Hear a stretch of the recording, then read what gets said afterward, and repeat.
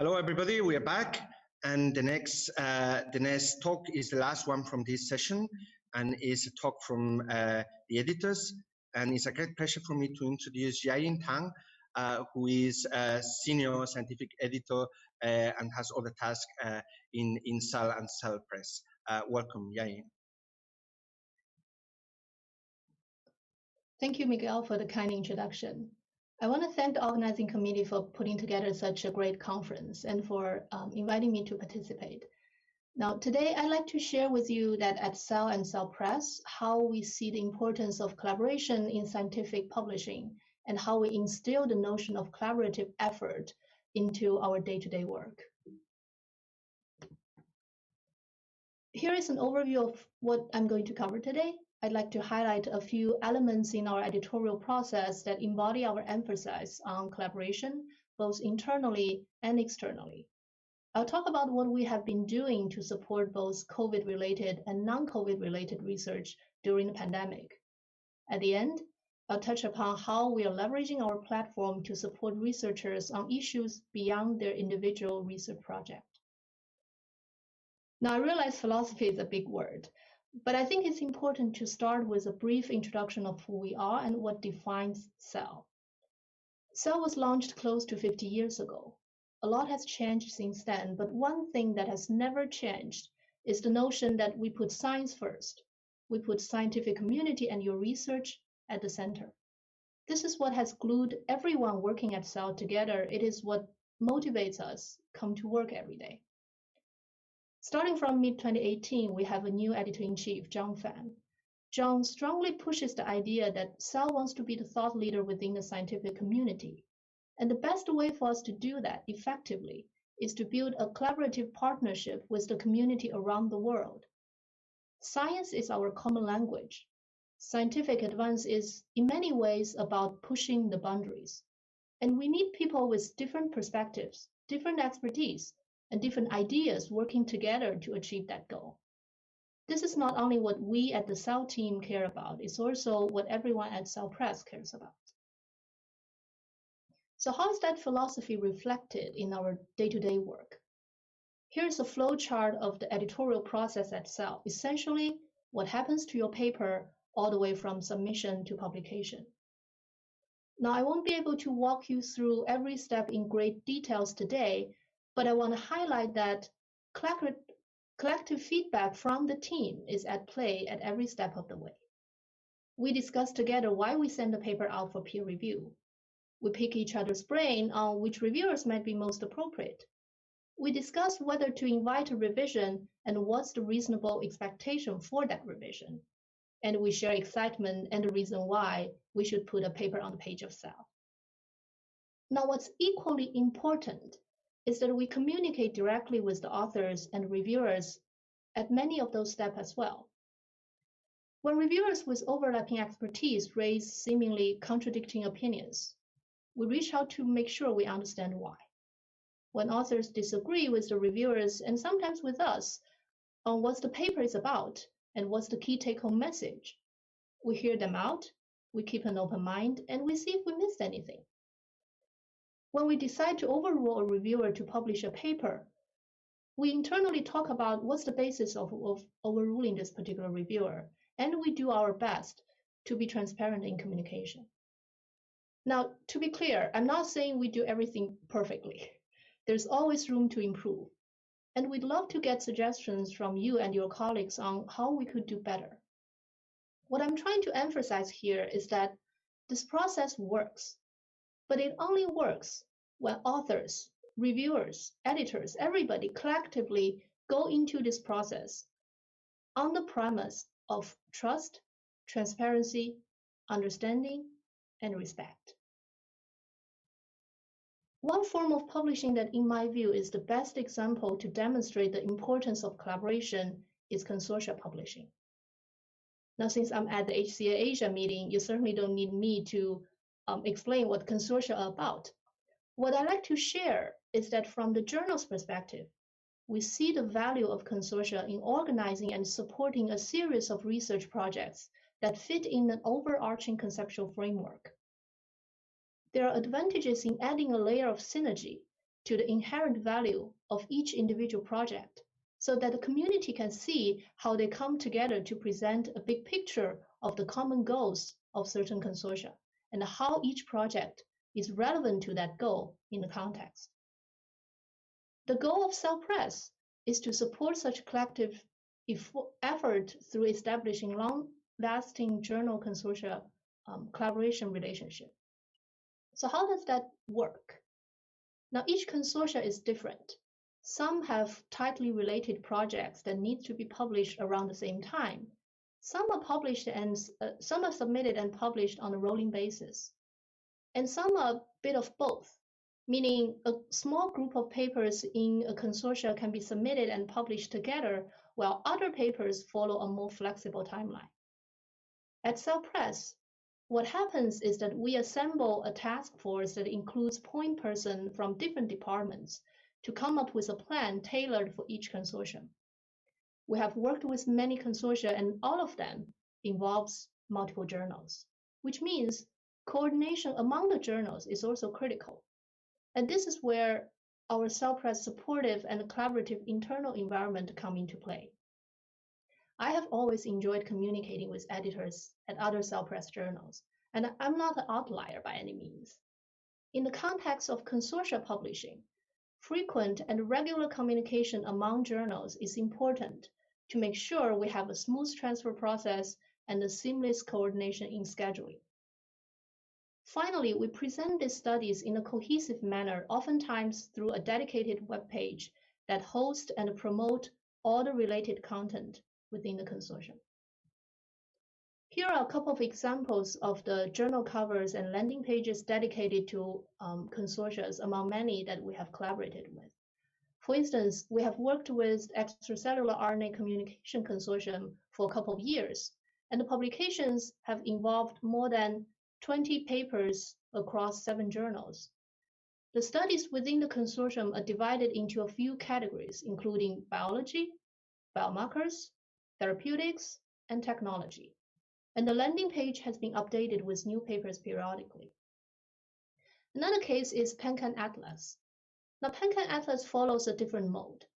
It is a consortium with a more clearly defined publication timeline rather than a continuous publication manner. So here, the vast majority of the 30 papers within this consortium were published exactly at the same time.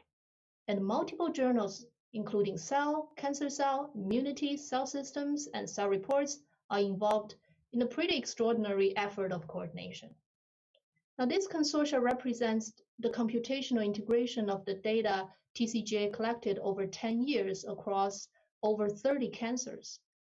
In this case, in addition to the cohesive publication and marketing plan that we put together, we also organized a Cell Symposium around this theme, which was very successful. Now that I've talked about our experience and effort in working with consortium over the years, I want to mention something brand new, the community review pilot. This is a pilot that we literally just launched. As you can see, the Scholarly Kitchen published their interview with Debbie Sweet, our editorial VP at Cell Press, only a week ago. I'm not expecting you to read all the specifics in the flowchart because you can all find the information on our website.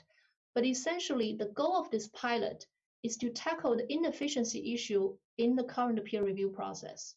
Articles oftentimes reviewed at multiple journals before finding the right home, and there are reviewer and editorial effort, quote unquote, wasted in the process, and publications sometimes are delayed.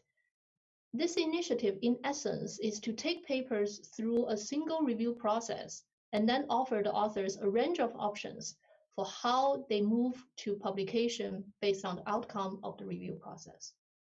You're more than welcome to check it out through the web link here, and personally, I'd recommend that you look at this interview with Debbie as well. It's very informative.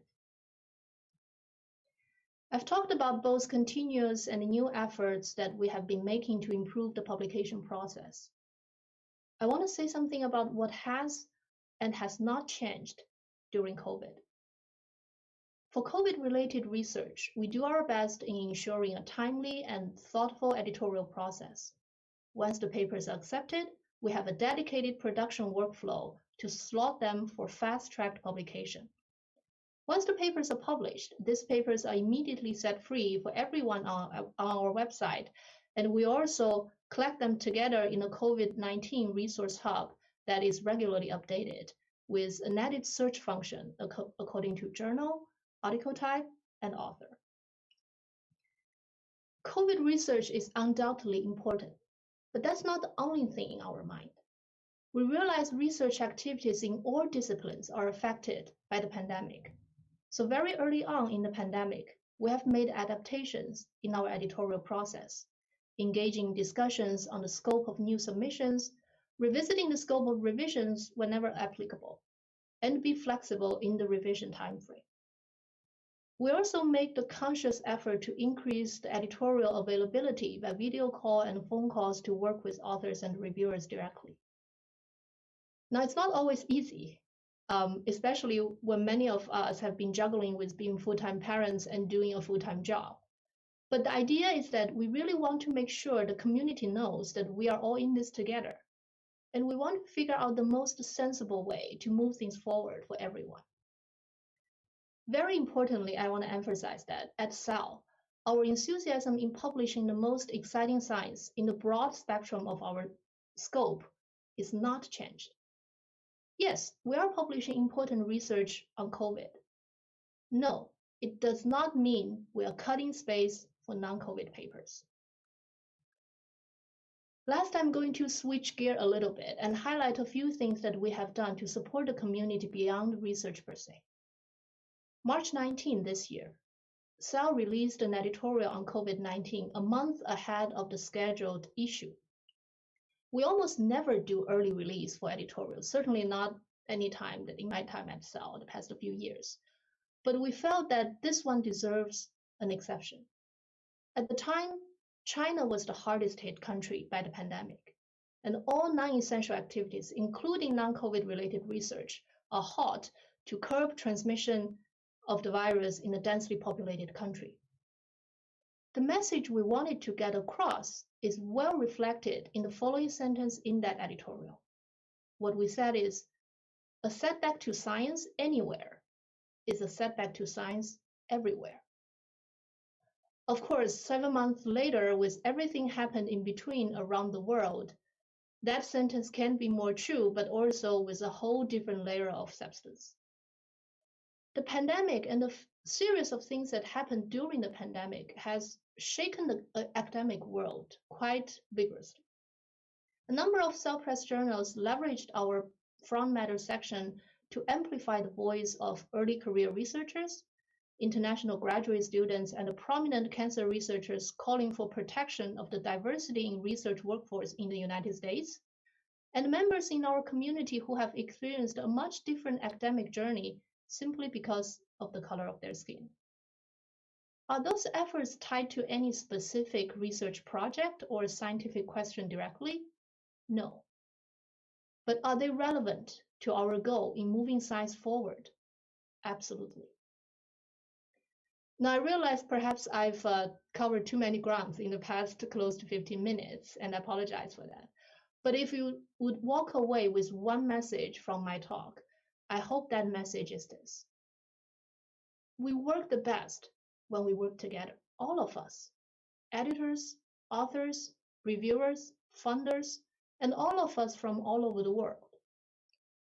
It's valuable to say, let's collaborate when the environment is conducive to collaboration. But I would argue it's invaluable to say the same thing when it is not. SAL wants to help more, and please let us know how. So with that, I want to thank everyone for your time. Please don't hesitate to get in touch. And I wish the HCA Asia 2020 conference a great success. I believe from what I can see, it already is. Thank you very much. Thank you very much for the very interesting talk, Jiaying. Let's see whether we have any questions from the audience. Okay, in the meantime, I'll ask you 1 or 2 questions. I think this community review pilot experiment that you guys are doing at Self-Press is very interesting. I haven't tried it myself, but in the future, our lab will probably see how it goes. So I was wondering whether the reviewers are different in the different journals, or there's going to be overlap? Personally, if you would ask me, I think different would be even better, because that way, you know, you can have not so much overlapping comments. Right. Yeah. So thank you for the question, Miguel. And I think it's really a question that at the core of the pilot. In the flowchart that I showed, and again, I encourage people who are interested to check in on the website, sort of lay out what exactly the process looks like. But essentially, I would say you have one set of reviewers. And the determination of who are included in this set of reviewers come from multiple editors from multiple journals. So the idea is that we're all comfortable with the choice. The reviewers look at this paper for once, and they can come up with their recommendations. And the editors can decide, right? For my journal, do I need A, B, C, and D, or this is the message I really cared about, and I focus on D, or all different kind of combinations. So in the ideal situation, what we hope to achieve is that for those relevant journals, scope-wise relevant journals would give the feedback to the authors. Basically, if we want a revision, what is the revision look like? What we're looking for. It may not down to the specific experiments and specific control, but it can get to what question needs to be addressed. And then the author can decide, right, with the timing, with all the different things that that come in mind, what's the option that I think works the best for me and my co-authors. Okay. In such cases, do you think that having a larger number of reviewers rather than the 2 or 3 that is classical, do you think it would help? Because it's not easy being a reviewer and understand everything always. And I think if you would enlarge a little bit, it would perhaps help. What do you think? Right, that's a very interesting question. So for one, that the pilot literally just started, so we welcome any suggestions and thoughts, and for us to see what's the best way moving forward. In terms of to what extent the pilot would significantly change the number of reviewers, I think at least during the early internal discussion, we didn't anticipate that, and we didn't anticipate it for a variety of reasons, right? So for the idea of having the choosing reviews, the basis of that is essentially to cover the expertise grounds of the paper, and of course, like people who we trust with conceptual assessment of the paper as well. So in that sense, across different journals within Press, there shouldn't be sort of a philosophical or in principle difference in terms of which reviewers fit. Now, with that, I do agree that like in certain journal with a more defined scope versus a broad scope journal, maybe they see things not exactly in the same way. Like for broad scope journal like at Cell, there are certain papers we want people with a little bit distance, not every reviewer, but maybe 1 or 2 reviewers with a little bit distant to the immediate question that was asked, to sort of provide their input in terms of the broader conceptual assessment. And that may not be relevant when it comes to very specific journals. But sort of, I think the nuance needs to work out in the specific context, which is also why we involved multiple journals to weigh in when we were trying to discuss who to invite as the reviewer to begin with, to hopefully cover that. But we're not envisioning sort of suddenly a paper from 3 reviewers jump to 6 reviewers or 7 reviewers, because that's exactly what we're trying to avoid, right? Like it's a paper had this 3 reviewers at Cell, that's 3 reviewers at Immunity, and then that's 3 reviewers at Cell Reports, and the author get really like a lot of information, hopefully all constructive, but we also need to be realistic of the timeline and what's really needed in the paper. I understand the complexity. I have a question from the audience that actually it follows up on this issue. Science is changing, the world is changing, and every time is more interdisciplinary. So how do you deal with reviewers when a paper touches many different aspects that are similarly unrelated before this report is sent for publication? So how do you handle the complexity of such an issue? Right, that's a great question, and that's something that I would say that it's part of the art in the editorial process, right? I mean, editors needs to essentially make sure that all the technical ground are covered, and so that's oftentimes why we have reviewers sometimes with partially overlapping expertise. and sometimes not overlapping. For instance, a structural paper that I send out review could have people really just looking at the cryo-EM or exocollometry, like whichever approach they're using, without looking at the biology, but I could also have reviewers looking at the biology. Now, with that, I also want to say that there's science is evolving, right? For instance, years back, when microarray just started, and you got a paper about a technological development, I'm making this up, but essentially to say, okay, I do a new way of microarray, then you need expertise to weigh in, right? Same thing, CRISPR. When it started, you need really people developing those to look at this. And nowadays, that some of them is become commercially available kit. And microarray is used, and maybe not so much so often now in certain papers, but you would not need to have a so-called microarray reviewer to look at the microarray aspect, because many people does a similar thing, and it's not sort of the technical hurdle anymore. So we do, so that means that over the times, whether certain papers need a certain specific sort of technical expertise, reviewers also change. I think it changed with the involvement of the field, and that's also something that editorially we need to be mindful about. Okay, so I have another question here from Heather Lee, and she asks, do you accept, with this initiative of the community review pilot, do you accept unformatted submissions? Oh, you mean like paper submission in a different format, not in a cell format? Yes, that's what I understand. Yeah. That has nothing to do with community. We, like in the first submission, we never think about format. We don't make a decision based on format, and we don't screen format. And we've sent out plenty of paper out for review that is not, strictly speaking, cell format. That's never come to play. Okay, so I have one more question for myself, is how do you handle the issue of atlas diversity at SAL?